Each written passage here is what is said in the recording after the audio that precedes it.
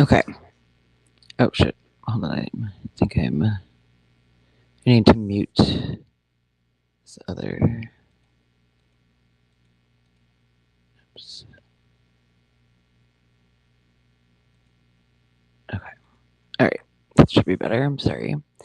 Okay. So I am back. And sorry for not showing up when I was supposed to yesterday.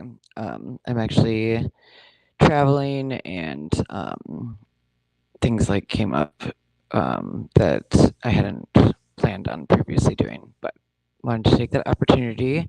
So, and I didn't have a way to update because where I was, I didn't have I can't update from my phone on YouTube apparently. Anyways, doesn't matter.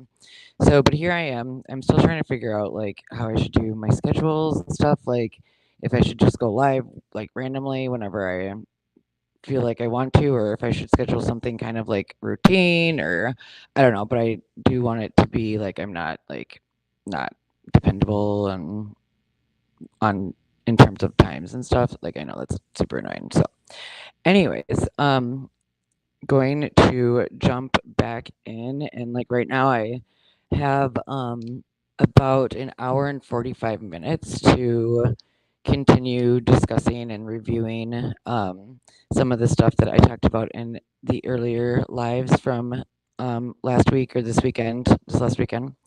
So yeah, the few things that I said that I was going to follow up on, I'll just talk about those briefly, or not briefly. Well, we'll see how long it takes to talk about them, and then I'll try to get back into the review of that defense filing, which right now I'm on page 23, but I'm hoping that it'll go by quicker than it did last time. But again, we'll see.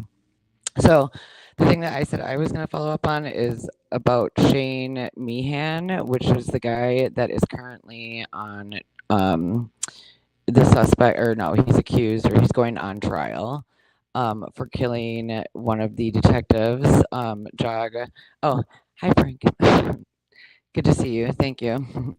um, but yeah, I followed up on him and I was like looking into what they were saying with his like mental illness and stuff and more details about that. It did say that they thought he had a brain injury and that he also suffered from mental illness, but he actually isn't going to go on trial because like I think in April they asked for like a 6 month um I don't know, like break or, whatever extension of the case in order to get a psychological evaluation because they felt that he wasn't competent to stand trial.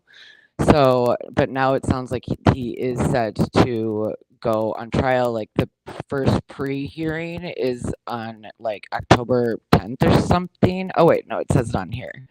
So that's kind of cool. I was like, I wonder if this is going to be televised, and if it is, like, I definitely would want to maybe like stream and follow that because this would probably be all about his mental illness, I would guess. But I think that they'd probably still present information about like what his motive was for killing the detective.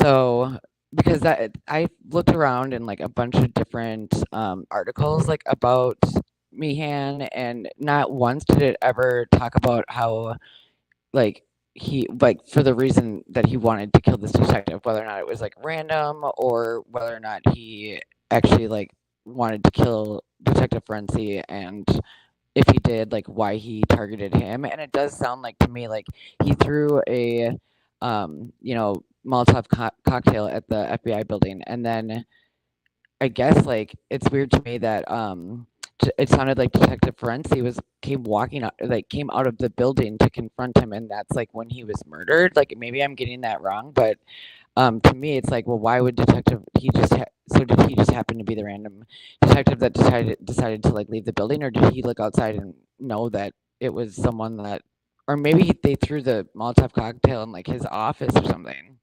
I don't know. I'm interested to hear like more information about that. So he is okay. Yeah. So his pre-trial, no, it's the trial will take place on October 30th at 9 a.m. In Terre Haute, and that a pre-trial, I think, is going to be, I thought they said like the 10th or something, October 10th.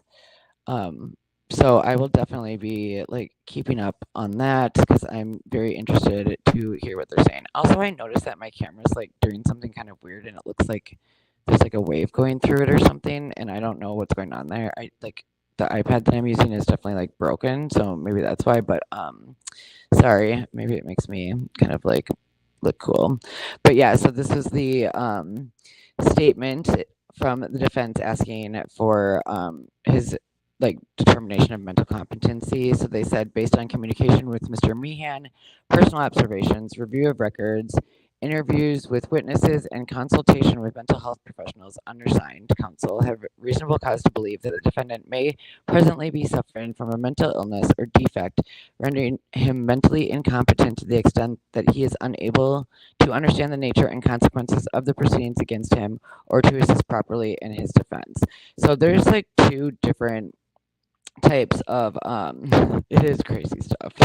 And I like the word cray too. Cray. But yeah, it is pretty crazy stuff. Like and it sounds like the Shane guy might also be a little cray, but it does sound like maybe he has like some motive for it. But yeah, so but yeah, the two different types of like at least I know in Minnesota, so I'll look up on like the statutes in Indiana. But like where I have like worked and done mental competency exams, and also like the MIND competencies as well. Those are two separate ones. So the first one is to determine like whether or not the person is competent to stand trial. And that's basically like whether or not they can even, I mean, it's like so low of a bar to have someone, basically, you just have to know like what's like that there's a judge and that like a case is being put against you and that like you want to help in the case. So it's pretty like minor level of being able to show that you're competent. And then once you pass that, then you can enter into the MIND phase, which like that's whether or not you're considered to be mentally ill and dangerous. And that's like where a jury decides whether or not the person is like not guilty by reason of insanity. So, oh, okay. So I guess it's actually separate. Like MIND, mentally ill and dangerous, is like the determination that they put on the individual that is found not guilty by reason of insanity. So it's kind of like two separate things. Like once they get into the system, they're considered MIND. Before the system and like within the court proceedings, they're considered to be like legally competent or like legally responsible if they can be held legally responsible for the crime. And like what I always thought was really interesting, like in terms of like from coming from a psych perspective versus like a legal perspective, they are so different.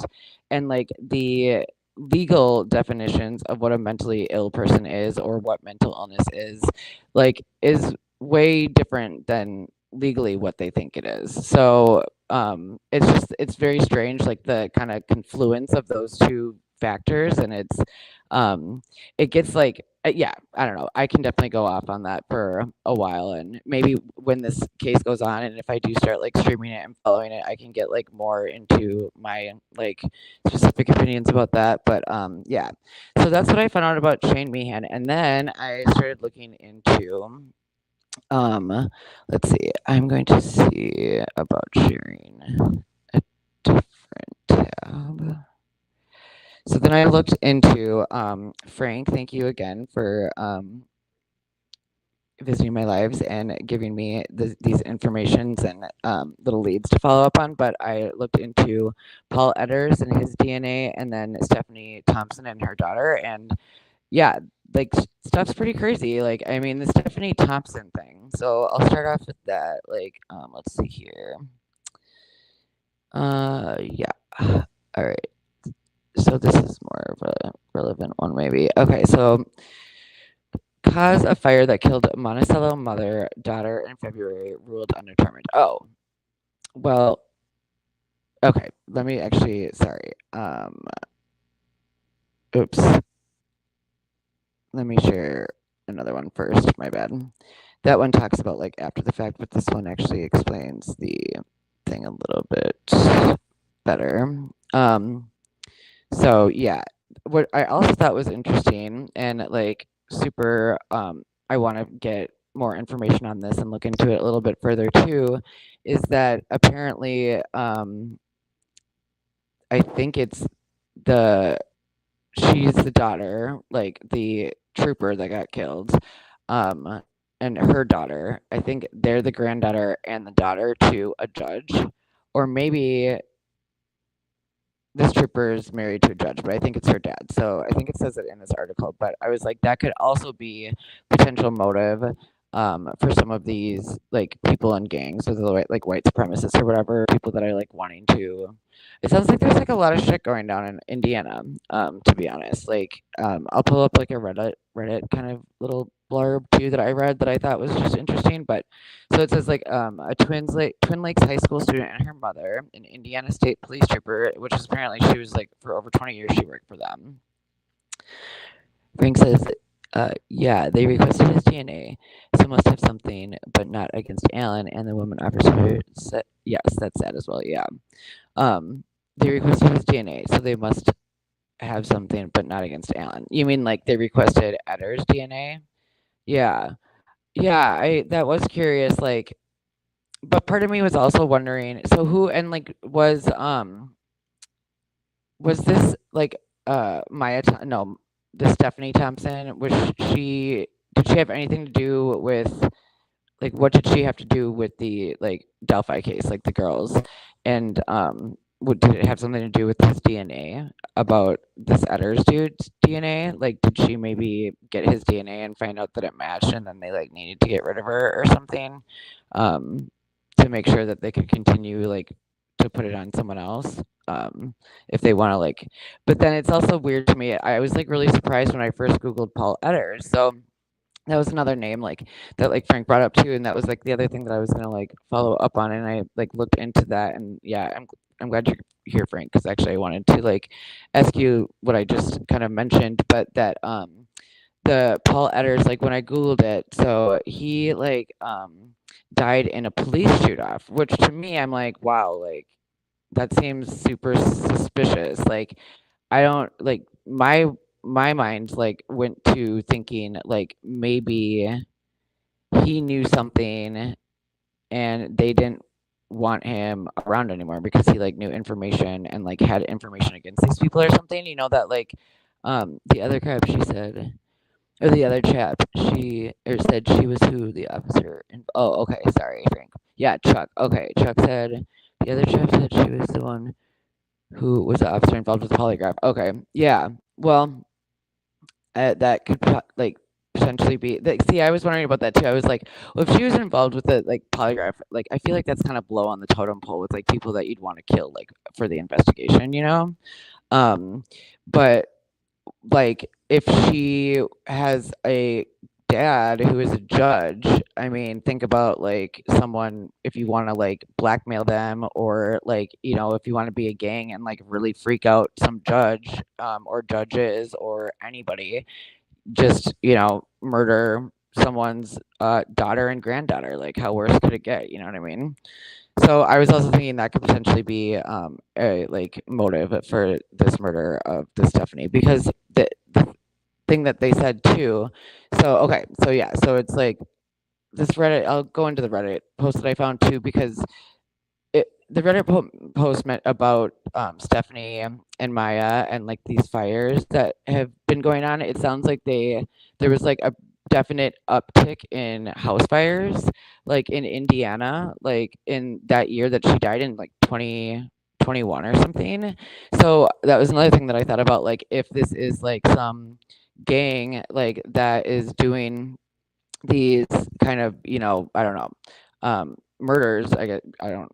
I feel like there's like a better name than just the murders. But anyways, if these gangs are doing like these intimidation tactics and like doing it through murdering people's family members or whatever, um, or wait, no, what they well, yeah, maybe they were doing more like fires and arson then was something that I was thinking. But then also someone that same article on Reddit mentioned that there's like been a lot of people that have been like coaches of like young girls and that there's been like a lot of younger like female girls that have been going missing like from Indiana. And so I was like Oh my God. Crazy, Frank. Okay, so Frank says the original judge on the case recused himself. He was getting threats and his family was being posted everywhere. Huh. So I wonder, okay. Well, I just wonder who this her who her dad's judge is. We should like figure out those names because maybe that is connected. Because it says, oh yeah, okay. So his name is Judge Jason Thompson, and his daughter. Oh no, dude, that's his wife. Because I read that that Stephanie had two daughters and a husband, and that the husband and the like older daughter Ayana like survived. I think I read that somewhere. So yeah, someone says, or the AG Todd Rokita says, thinking of Judge Jason Thompson and his daughter Ayana as they mourn the tragic deaths of Stephanie and Maya, like this trooper and her daughter. Their loss will be deeply felt beyond just the Monticello community. So wow, um, yeah. Okay, look at this is Doug Carter again giving this little statement. I mean, I know it's like a small. It just seems like it's like these names keep resurfacing over and over, like in these like kind of seemingly potentially connected things. It's kind of weird. Um. Oh yeah. So Frank says I did look into it a bit, but can only find it was deemed intellectual fire. But not sure about it. I only glanced at it. Yeah. So I'll show you Frank what I found. Here I'll show this tab. It was determined. It was like apparently undetermined. Like it was determined it was determined undetermined because of the fact that it was burnt so horribly that they just didn't have any, like literally because there was nothing left in it. Like they couldn't figure it one way or another. To me, that suggests something like if you get like one house, like the stuff in Maui, which that's like a whole other rabbit hole that I have gone down and I have like so much information on. So like if anyone's interested in like going kind of into that, like let me know. And maybe I can do like another little series like on that too because that's pretty crazy. But like with the Maui fires, like that to me makes more sense. Like there was literally like a like hurricane tornado like going through like fire tornado hurricane going through the town. But like this is one building, um, and it's like to have it be so burnt down that literally there's nothing left to determine how it started to me suggests that there had to be like some type of like whatever that word is, like appellant or whatever it's called. Yeah, I don't know, you guys know what I mean, but to make it like burn worse or whatever. So accelerant, yes. So yeah, it says died after fire fully engulfed their home, and the scene was thoroughly examined by investigators as well as investigators and engineers from the ATF. However, due to the house being a total loss, no definitive origin and cause could be identified. So, I mean, I don't know. That sounds like I wasn't able to really find like anything else further because I thought I read other places that it like maybe was determined to be arson, but I didn't see that. But to me, this suggests like arson. Um, they said that a total of 37 fatal fires this year have been ruled undetermined. And then they go on to just kind of like explaining about how fires are more expected to happen in winter months and, get prepared or whatever. So it almost seems like they're trying to like kind of say this is probably an accident, but there's nothing to say that it wasn't arson or whatever. So, and this is the Reddit post that I found about that as well. It goes February 22nd, 2022. Stephanie Thompson, state police, killed along with her daughter. Um, okay, yeah. Oh, this is the other interesting thing. It says here, and like, I mean, this is undetermined, or you can't confirm. I can't confirm this from whatever, but on Reddit, they say that her older daughter, Ayana, is a student at Purdue University, which I was like, like Purdue, huh? Like, didn't they say in the defense documents that that Purdue professor that they couldn't remember the name of, like, gave them some statement? Like, I don't know, like, where's Purdue? Is it like the only like college in Delphi or something? I mean, that seems a little like, I mean, that could obviously just be like a coincidence, but Yeah, and so it is 10 minutes north of Delphi. And then they said that they saw a comment by someone who knows the victim on Facebook stating that the fire was set. And okay, here's another one. This was also weird too. So then earlier on January 29th, so just like a month earlier in 2022, Carroll County Sheriff's Deputy Noah Rainey, which I feel like I remember seeing that name somewhere, but I can't remember exactly. I'm sure it was like in the defense, but we'll maybe see it again as I like review the documents. And a fellow deputy jailer. Um, yeah, exactly, Frank. An unnamed professor they can't find now. I know it seems like super weird. It's like, and that was the one thing that like let you not follow up on the Odinist angle, and like, and even if that's the case, and even if that is true and you can't like show that information that you talk to those people, like that's still just because one Purdue professor said that it's not, can't be an Odinist thing, shouldn't mean that you don't still follow up on that angle. You know what I mean? Like it doesn't, that makes no sense to me. But yeah, and then so it says earlier on January 29th, this Noah Rainey dude, deputy, Carroll County, which Carroll County I think is the Delphi one, and a fellow deputy jailer. So here's like other correctional officers. I mean, deputy jailers like are the same thing I think basically as correctional officers, except they work not for the Department of Corrections, they work for whatever county it is. But it's the same thing. It's like a correctional officer, or a deputy jailer is the same thing as a correctional officer. It's just, yeah, one's in a jail, one's in a, like, facility or like a prison. So, but anyways, they were killed. So again, we have this like correctional officer, jailer people, like these like, state officers, authorities that are like seemingly, you know, trying to be. I don't know. It just, yeah, I don't know. It's weird, were killed when their vehicle struck a pole during an overnight pursuit. It was it is unclear if they were ever apprehended in the vehicle they were pursuing. See, that seems weird. Like what? Um. So I just want more information about that. Yeah, and then they say here that there's like all these other like unsolved incendiary fires.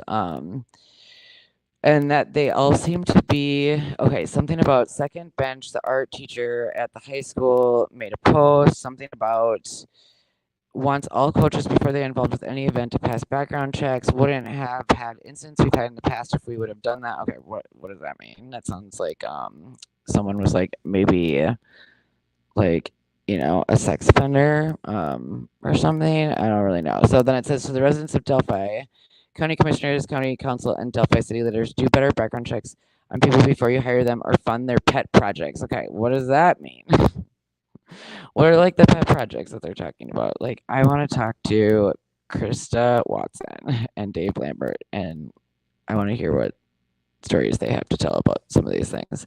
But they're probably scared too, honestly. And like even me, like kind of looking into some of this stuff, I'm like, wow, these guys are just like, there's obviously some scary shit going on. Like maybe, but yeah, that's why I'm not giving my like real name and stuff. But ACAB, yeah. And that, so yeah, and then the minutes shown here, criminal history information regarding his later past. So then now they're requiring it. Okay, I don't know. This sounded like a little. I didn't go too much into this, but it made it seem like these people and the fires and these chases, like she's like, yeah, this person's like, I don't really know what to make of all of this, and all these kids are dying, so it is weird. Um, yeah. Hopefully they catch them. Saying that the weight elevation on the BG is working. I don't know what BG is. Okay. So anyway, sorry. But that is kind of those follow-ups on that. So if you guys like have any other like follow-ups about that or whatever, let me know and I can look more into that. I think there are definitely like a lot of more.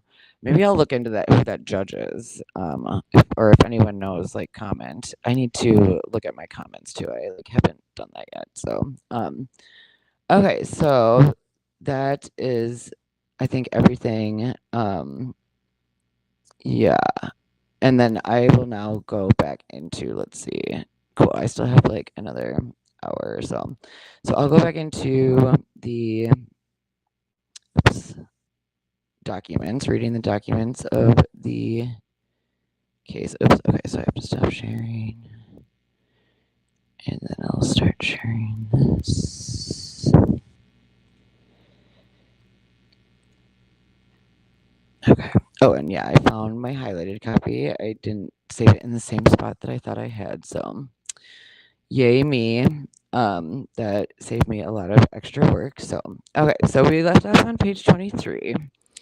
And if you guys like have any suggestions about anything different or whatever, let me know too. That might go better, but I think this right now is maybe just good to review this and yeah, see kind of where it goes from there. So, all right, so they say,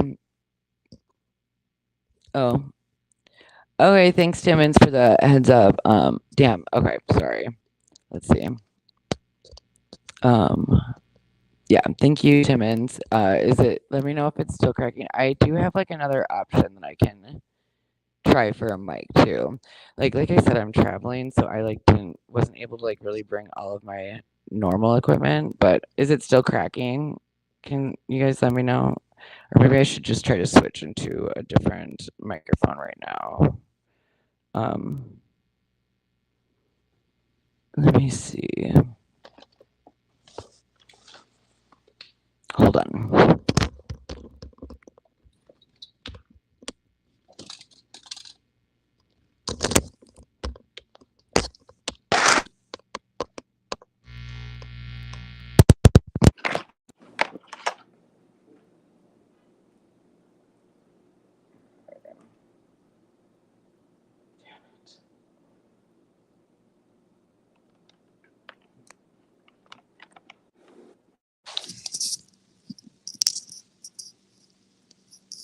Sorry, it's all like tangled. Thank you for bearing with me. Okay.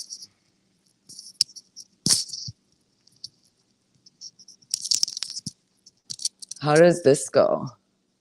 How does this work? Does that sound okay?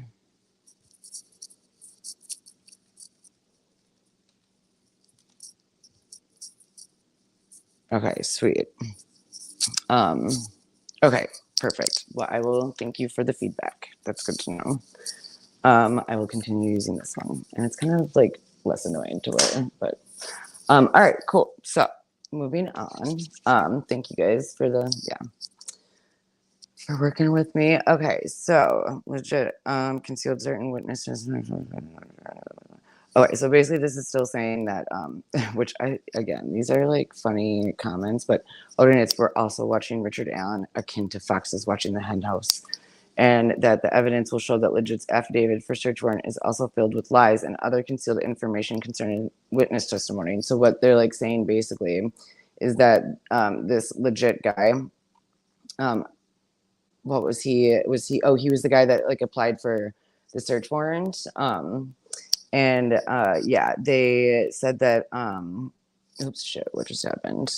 Oh, someone's calling me. Hold on. What's going on? Decline. Okay.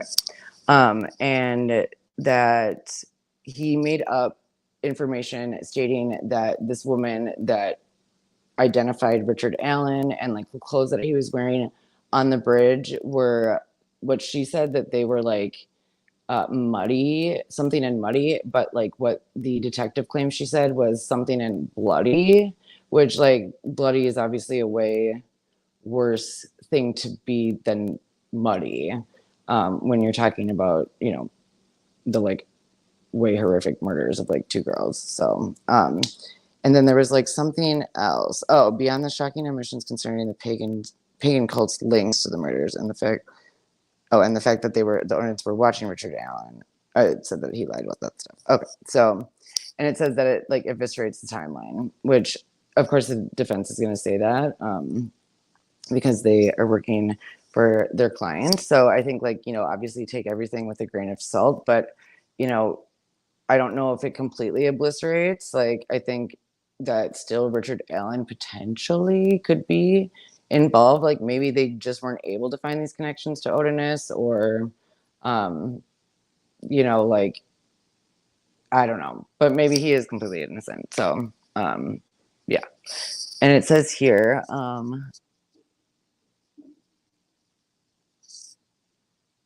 what? Why did I highlight this? It says, okay.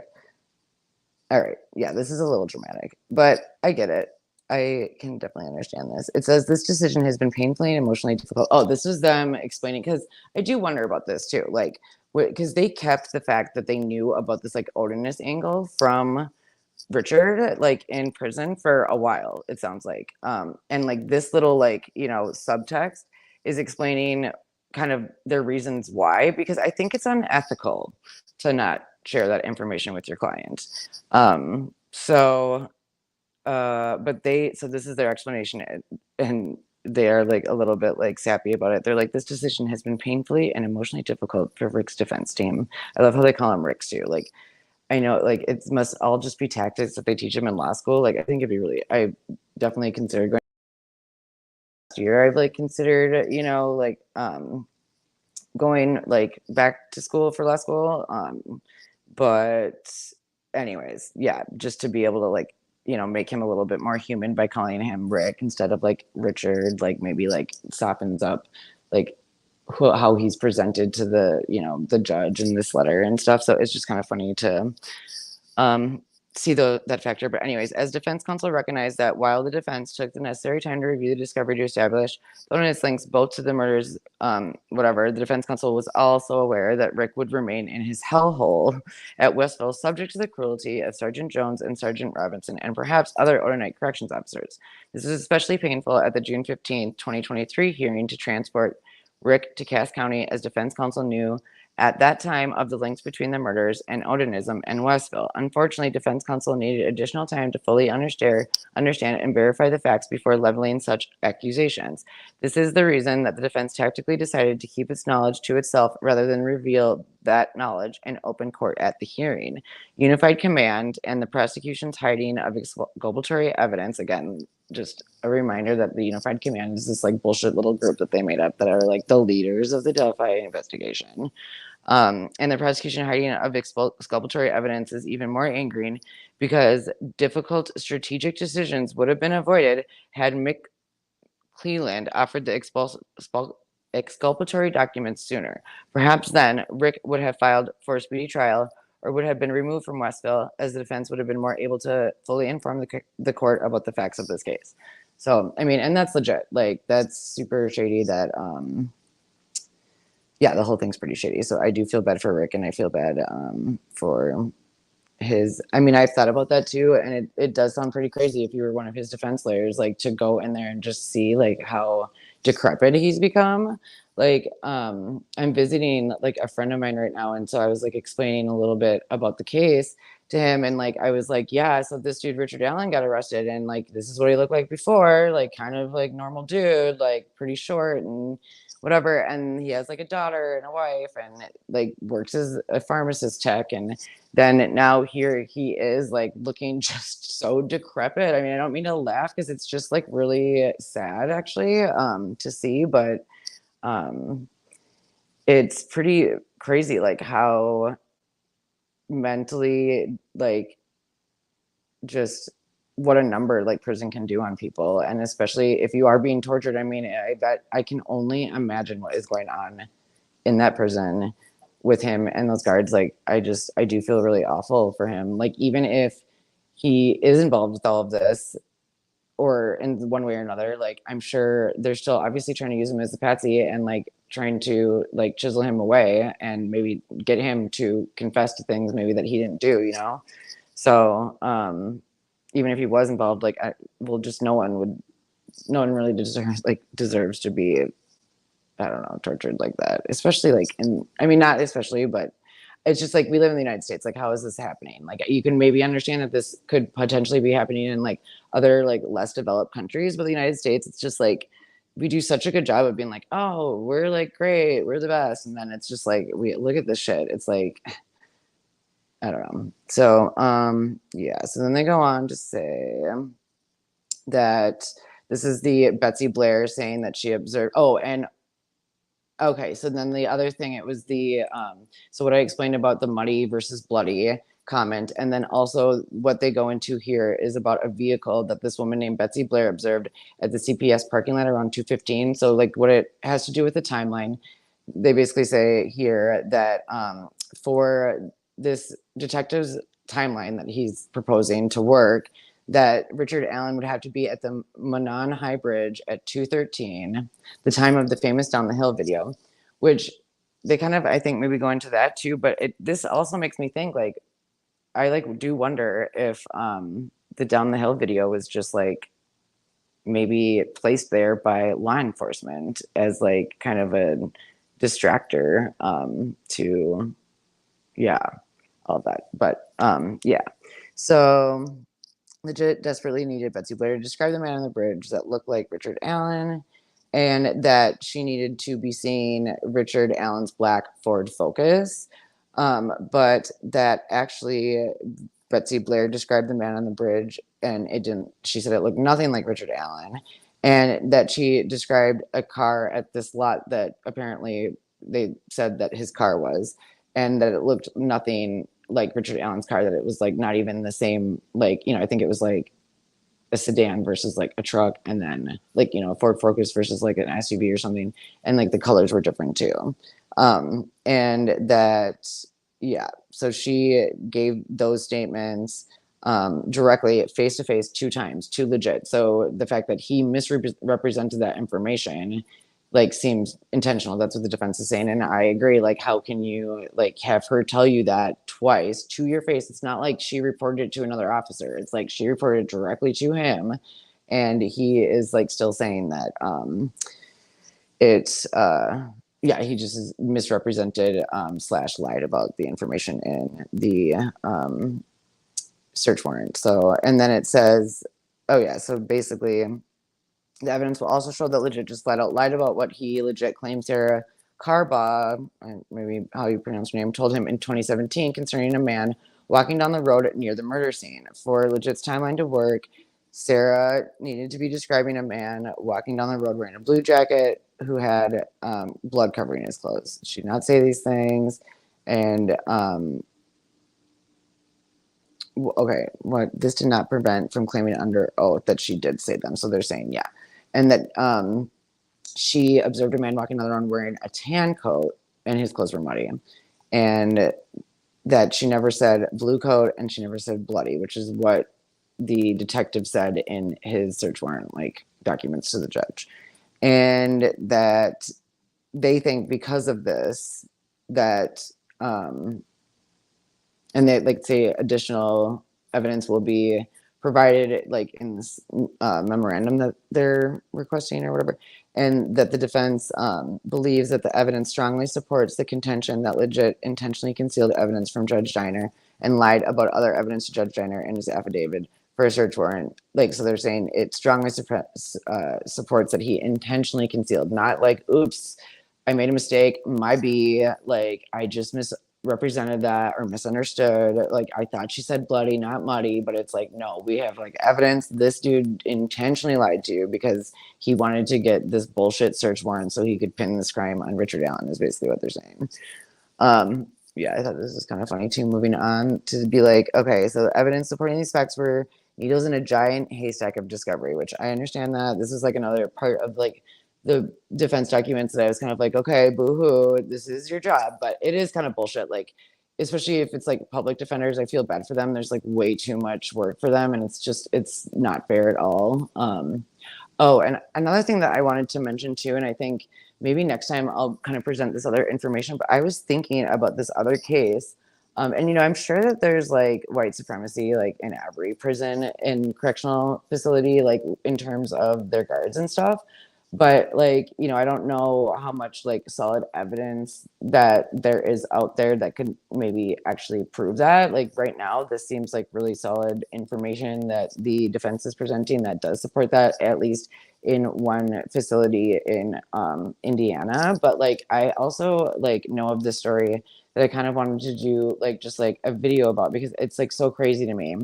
And like I wanted to email this guy too. So this guy was in prison for 19 years, wrongly accused. He was on death row for 19 years. Get this. It is so crazy.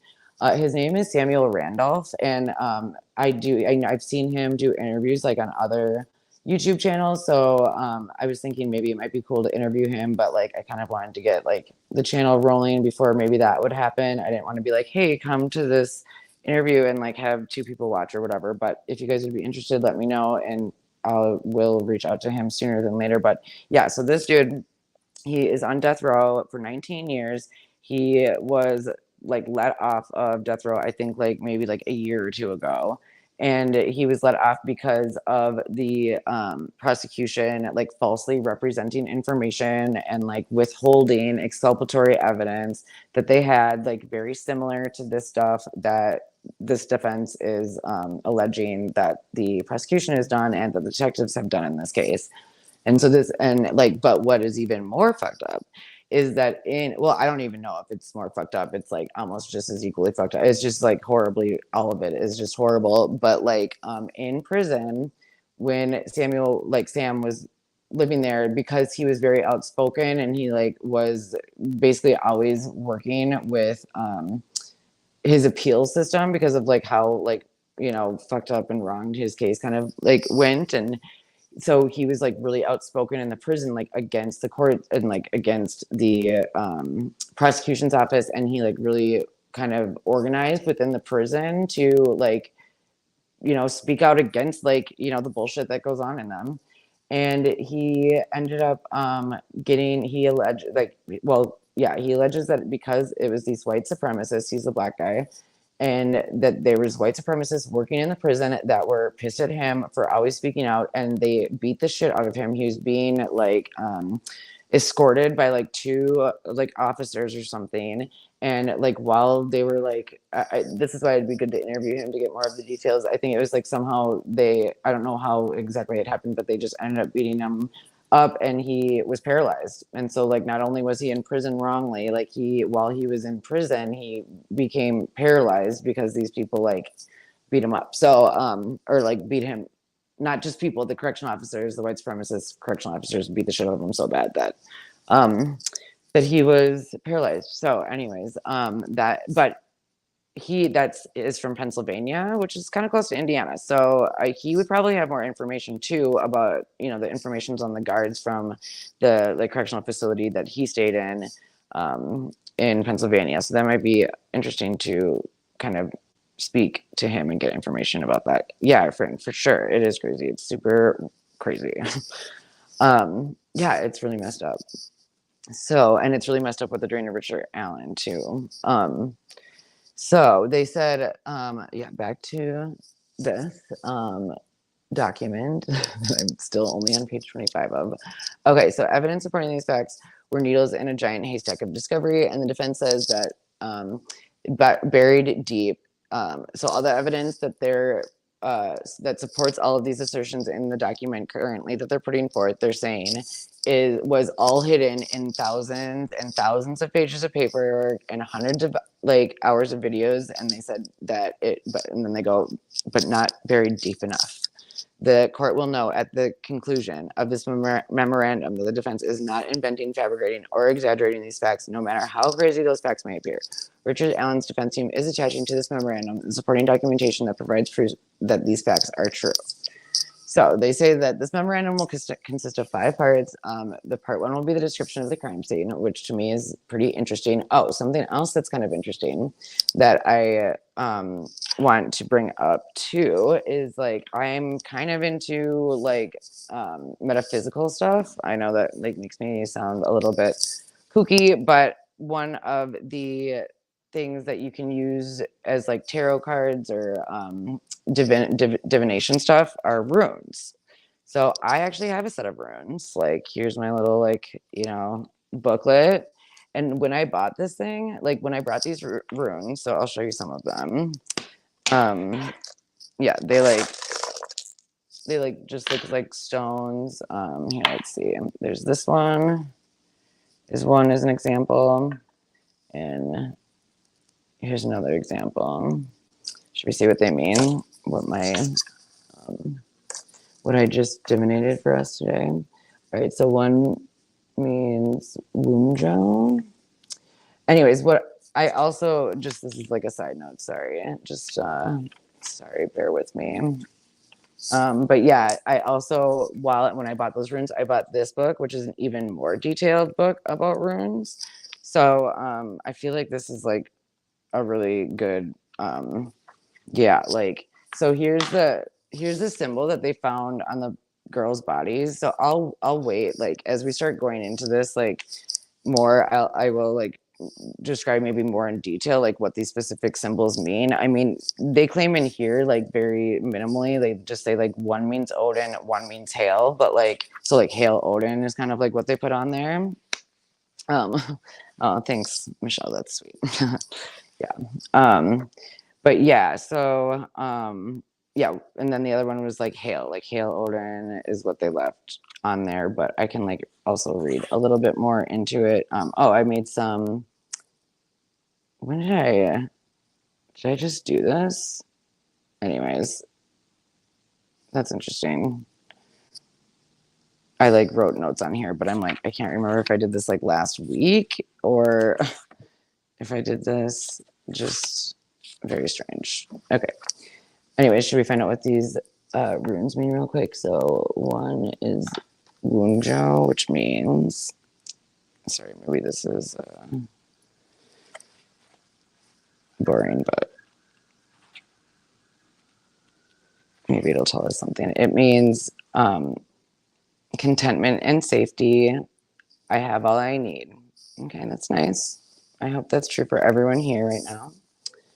And it is how I feel right now on my channel so far. So thanks for everyone for helping me feel that way. And I hope you guys also are blessed with those same types of feelings. Okay, this is the other one that I chose, but I can't find it. Oh, it means it's Dagaz, which means, let's see, 180.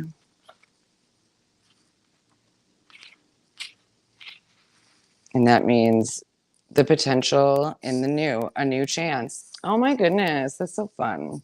See, I love divination stuff. Like, I really do feel like the universe, has ways of communicating. But like this to me, at least, sorry to make it like all about me, but this is like, yeah, potential in the my new channel. Anyways, thank you all for being here and for dealing with me in the runes. But yeah, I think this book will help us like maybe break down a little bit more of what these guys are saying, and like the offenders are saying like through the crime scene. So, and that's pretty exciting that they did include that description of the crime scene. So they say that it is a massive evidence foundation that supports the likelihood.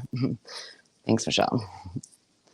And yeah, that supports the likelihood that the pre-planned abduction and ritualistic murder of Abby and Libby required multiple Odinites in order to succeed. So that's the other thing that they keep saying, is that it's like that they are, what the prosecution is alleging, that is that like he did this all by himself. And that, so they go through this kind of like a couple of pages of this document is just the defense saying exactly like point by point, this is what Richard Allen would have had to have done to have committed this murder completely by himself. And it does sound like a little ridiculous, like the way that they presented it. It's kind of like, okay, this is, kind of, this information seems like just not super relevant, like who cares, like, but as you do kind of go into each point, it does seem like it's like, oh yeah, that once you put it all out there like that, it does seem really ridiculous. But it is ridiculous that they're actually claiming that one person could have done this all by himself.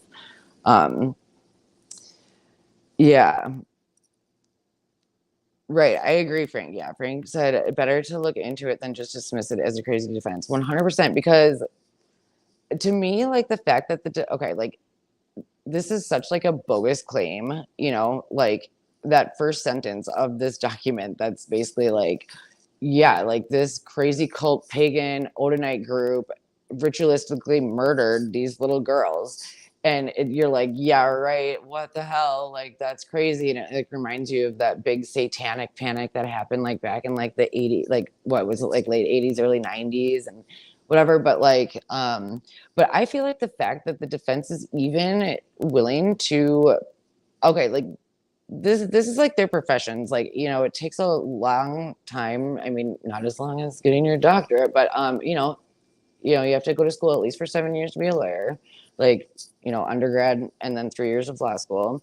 And you have to be stay up on your license, and you're probably so it's you don't want to make like a joke out of your profession. Like, you want to present yourself like professionally and make it look like you're not a total kook most of the time, and or like most people try to do that. Some people are just like whatever, but and so the fact that they, like, as a group have actually decided, like, yes, this is like the information and the defense that we need to put out there, makes me feel like they, like, definitely have enough information. They wouldn't put this out there unless they can back their shit up. It's so crazy that everyone would just look at them and, like, not really consider them, take them seriously. So I feel like that does give, like, just the fact that they're even putting it out there, like, makes it seem real to me. Like, I don't think they would have even gone there had there not been, like, a shit ton of evidence to, like, support this. So yeah, anyways. And yeah, they say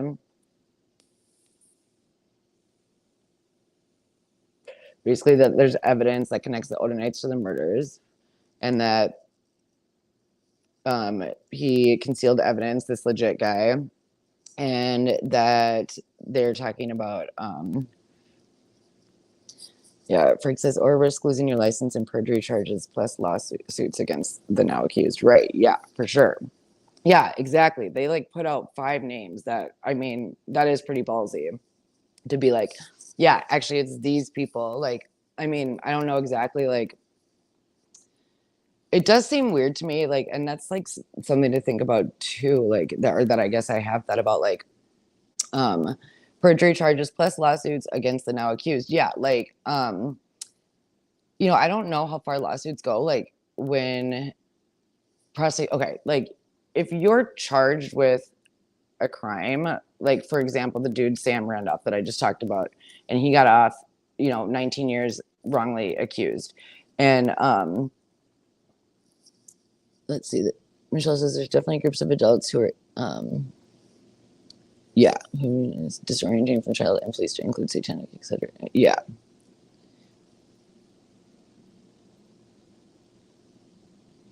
Yeah. I mean, for sure, there are groups of adults that, I mean, I've worked with, like, offenders, like, in prison that have, like, it is kind of like these circles, of people. And there are, like, sex trafficking rings. But yeah, the satanic stuff is disorientating, but yeah, I guess I don't really know exactly how to make of that, but I agree that it is pretty crazy. So yeah. And then they go on to say that the corrections officers. Oh, right. Yeah. Michelle says many adults do use it. Yeah, for sure. Um, well, and, like, there's definitely ritualistic cults out there. Like, I mean, we know that there are, like, um, and let's not forget these are just a couple of appointed defenders. Yeah, right, exactly. So it's not like he's, like, paying them money. It's not like they're, like, trying to, like, really get him off or whatever. It's like these are people that don't have a lot of time, that, like, have probably a million other cases that they need to work on, and they're not probably making, like, a lot of money like a private, defender would. So yeah, it is, like, I feel like that does kind of legitimize it even more. And a lot of times, like, that's the thing that is also weird to me. Like, I know public defenders, like, are legit, and that, like, a lot of them are really there for, like, the good cause, but it's still, you're still employed by the state. Like, it's just weird to me, because so you're still kind of, like, working for the person that is like prosecuting your client. Like, that to me just seems like inherently, like, if you get a court appointed lawyer, just is just weird to me. Yeah, so then they say that they're going to also present evidence that the correctional officers in leadership have been positioned to watch and guard him since early April 2023. See that? Okay, I wonder why they only think it started happening in April 2023, though. Oh, is that when he went to prison? I can't remember. When did, yeah, was it in March that he got arrested this year? I can't remember exactly.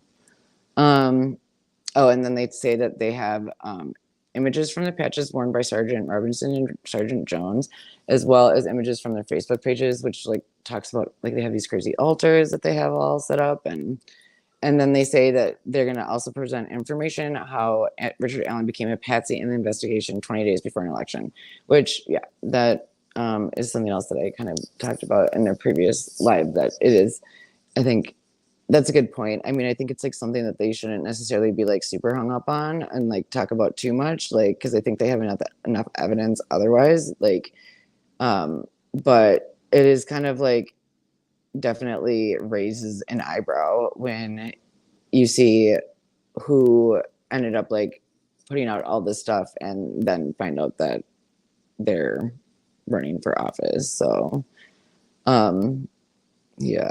All right. So, part one, the crime scene.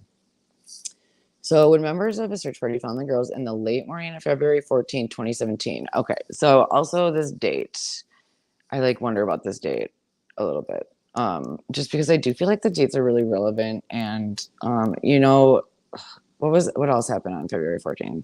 Oh, that like big shooting down in Florida with that kid that just got off last year from the death penalty as well because of like mental illness. The what the fuck is the name of that place? Anyways, yeah, the one where there's like 16 kids killed. It was Florida. I can't remember the name of it right now. But yeah, that happened on February 14th too. There was like other like similar dates. Like I feel like there are these weird groups, and like a lot of them do go off of certain dates, and like when um like I saw some similarities between the Idaho 4 case and the dates with that the Rogers dude. Like I read his entire manifesto.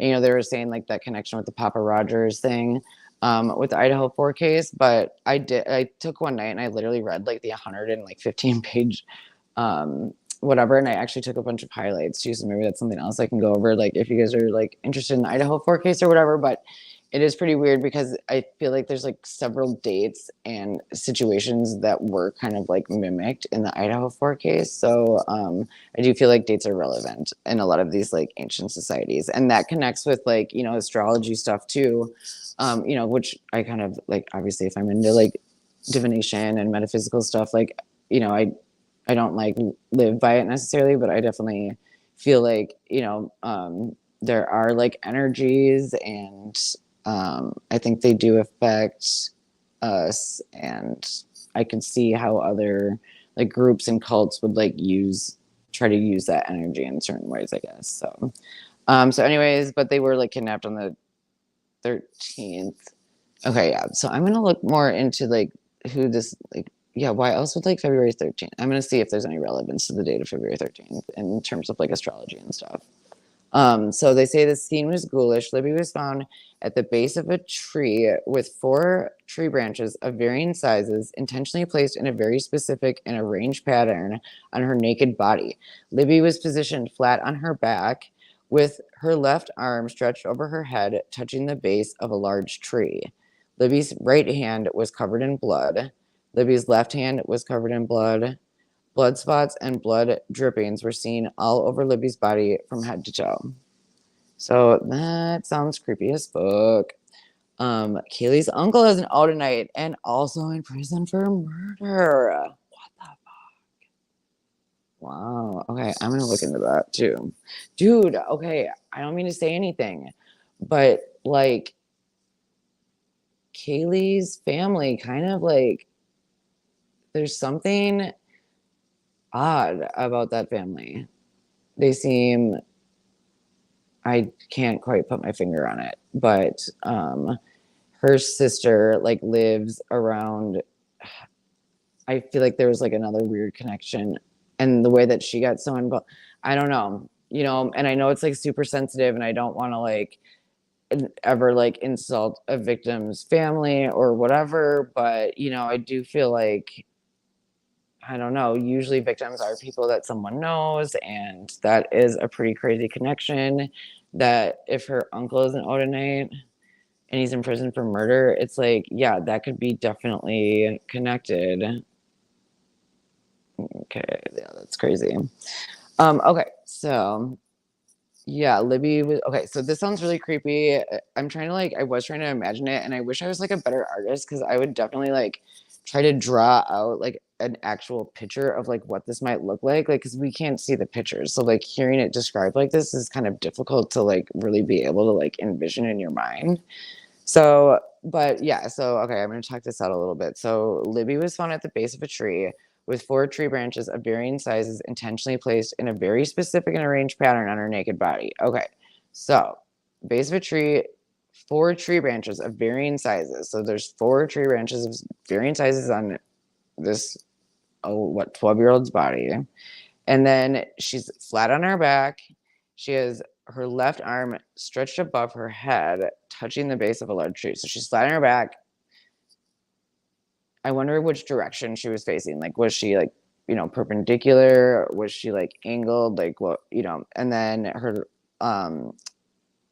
yeah, her right hand. What was her right hand doing though? Like, where was her right hand?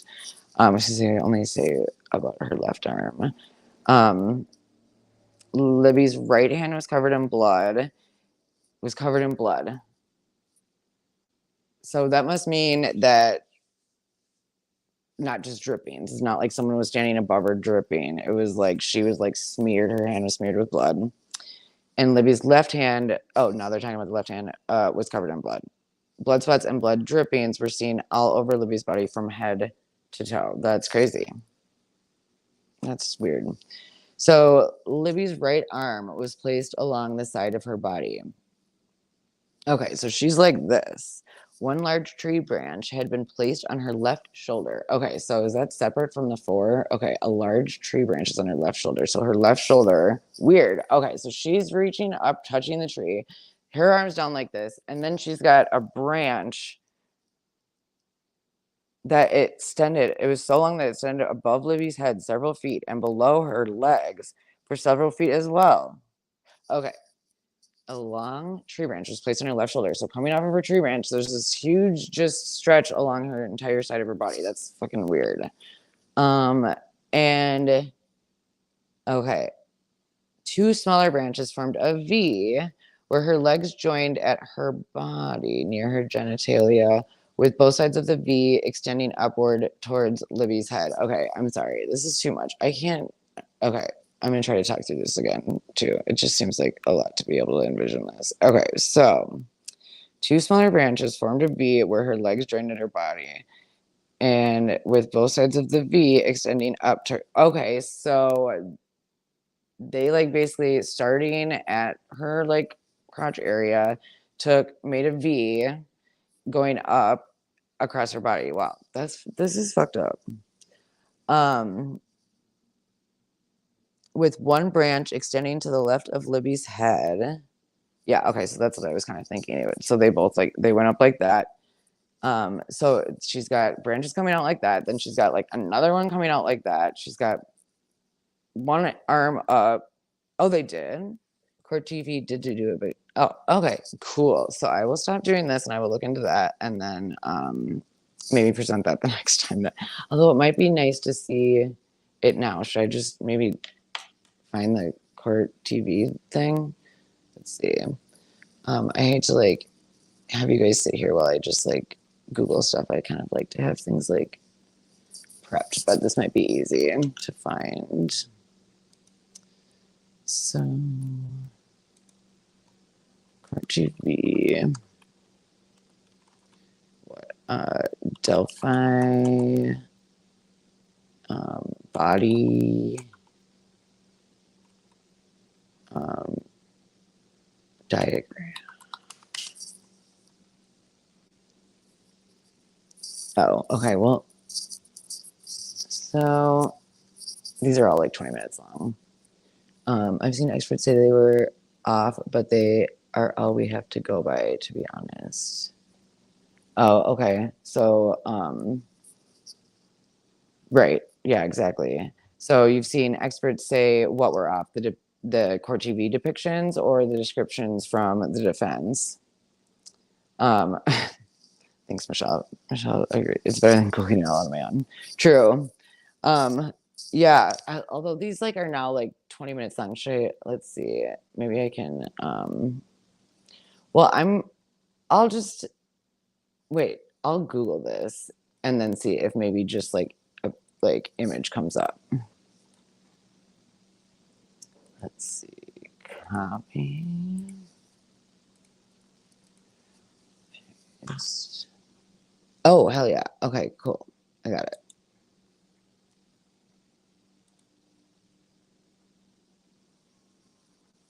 Oh, fuck. Where did the picture go? There was like a picture, but then I clicked on it and then it took me to the video. Hold on. Was this a ritual? Okay, yeah, those intertwining triangles are like definitely like Celtic stuff. Okay, here we go. Pause. Sorry, there's like a really loud. Dude, you guys, actually, so the place that I'm staying right now, this is kind of interesting. But it's I feel like I already solved it. But like where I'm staying right now, Chris Owen says, should we believe these documents are even accurate or legit? I mean, defense attorneys do anything and everything to help their clients. Yeah, like Chris, I feel like yeah, I think we should definitely like go into it with like, always questioning whether or not something's accurate or legit. Um, no matter where they come from. And like, but with this, I do feel like, maybe it's not all 100% exactly the way that it is. Like, these are, we are human. Like, but, and this is like a really big case that, anyways, but I just feel like they wouldn't put this out there if it was like a blatant lie. Like, I feel like that would be something that like prosecutors would do more than defense attorneys. But I could be wrong. I feel like you shouldn't probably trust any lawyer. Like, what is it, that Shakespeare quote that's like, "But first we kill all the lawyers" or something. But yeah, and then, but yeah, I don't feel like. I mean, I feel like this is so ballsy to put out this information that if it was like inaccurate, it would just make them look so bad, and it would discredit them professionally so much that I just don't think that they'd be willing to do that. Yeah, right. They said, well, they can be disbarred for knowingly misrepresenting. Yeah, so right. Okay, so I'll pull up this picture of what they looked like. Oh, weird. Okay, let me see. Sorry, I'm like still getting used to presenting stuff. Oh, Vinny from Court TV. I like kind of like I love to hate him type of deal. Um, but I really love Chanley. Is their name? She's super cute. All right, hold on. Why am I confused right now? Okay, here we go. Let's see. All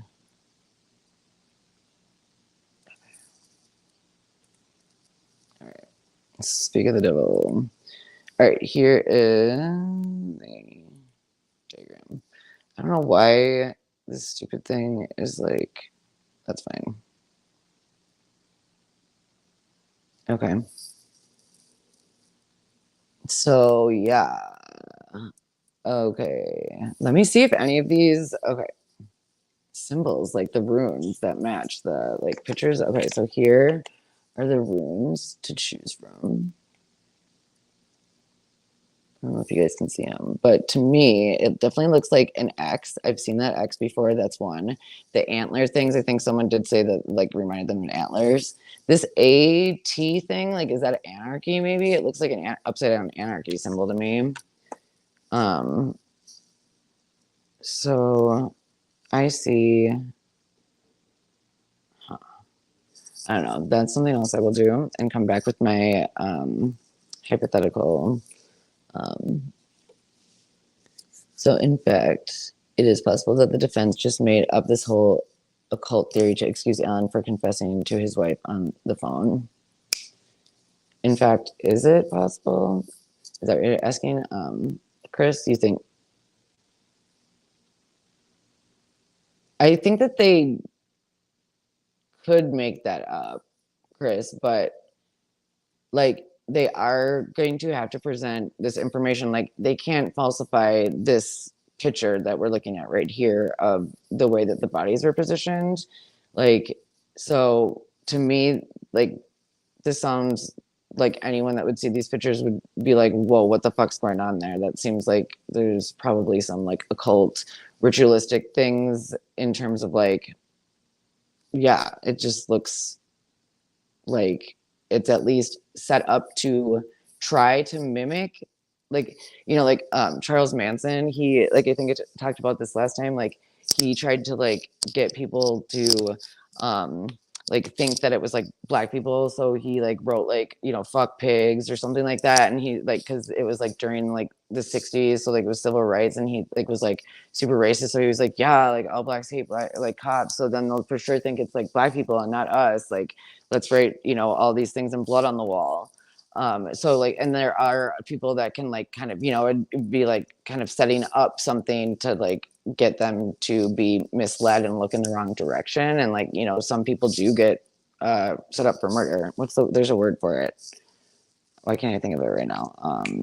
Framed. So, yeah. Anyways, yeah. Frank says they didn't just pull it out of thin air. They got the information from the investigation teams that assisted.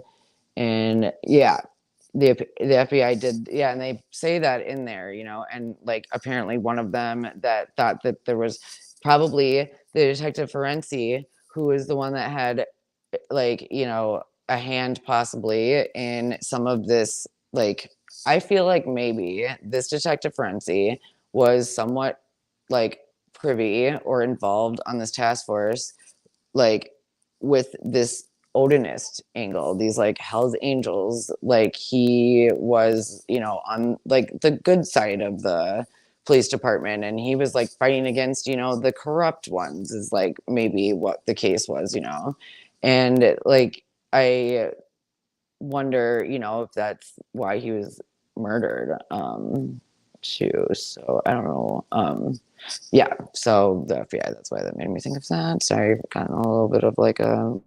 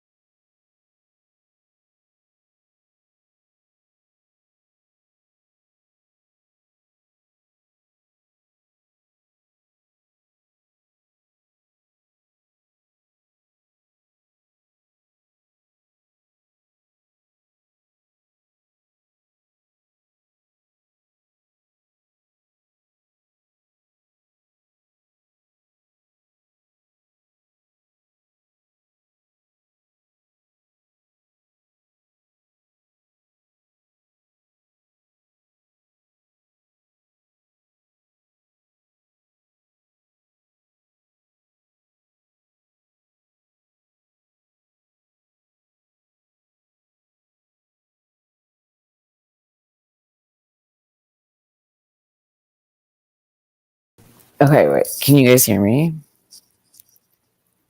Uh, so the way that I had it set up, I think you guys maybe can because I think I see my like face kind of like going up and down with like the um sound or whatever, but with me talking. So, but yeah, I think I don't know what's going on. The place that I'm staying, it's like they have like kind of like a community internet. It's fucking weird. I don't know. It's kind of shady, but maybe it clicks out. All right, hopefully I'll try to figure out how to do it tonight. The way that I set it up was like trying to share a screen. I don't know. I'm always messed up on stuff, but yeah, like I don't understand technology stuff, and I feel like computers like hate me when I do things. So but let me try to. Okay, maybe I was gonna have to go at like in like maybe like a half an hour anyways. So maybe I should just end this now because it's gonna probably take me like another 10 minutes or 15 minutes to come back or something. Like because I would have to, I think, maybe like unplug everything and then try to restart and then see if the internet's working better.